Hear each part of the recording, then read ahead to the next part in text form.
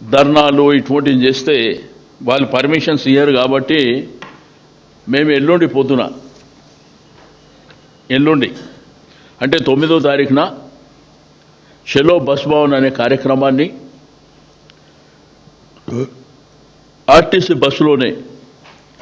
కేటీఆర్ గారు నందినగర్లో బస్ ఎక్కి బస్ భవన్కు చేరుకోవడం జరుగుతుంది. హరీష్ రావు గారు మైదీపట్నం, నేను సికింద్రాబాద్లో,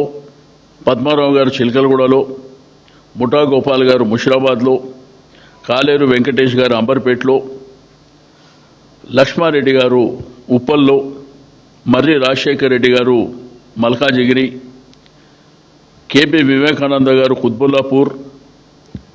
కృష్ణారావు గారు కుకట్పల్లి, ఎల్బీ నగర్ నుంచి సుధీర్ రెడ్డి గారు దిల్సుఖ్ నగర్ నుంచి, మహేశ్వరం నుంచి సబితా ఇంద్రారెడ్డి గారు, వీళ్ళతో పాటు మా శాసన మండలి సభ్యులు, మా కార్పొరేటర్లు, మాజీ శాసనసభ్యులు కూడా ఏదో పెద్ద గ్యాదరింగ్ అటువంటివి కాకుండా మేమే ఆ బస్సులో కూర్చొని ఆ ప్రయాణికులతోని ముచ్చట చేసుకుంటూ వాళ్ళ బాధకాలు తెలుసుకుంటూ, అదేవిధంగా ఆర్టీసీ డ్రైవర్, ఆర్టీసీ కండక్టర్ వాళ్ళతో కూడా మాట్లాడుతూ బస్ భవన్ చేరుకొని అక్కడ ఎవరైతే ఎండీ గారు ఉంటారో మరి వారికి రిప్రజెంటేషన్ ఇవ్వడం జరుగుతుంది.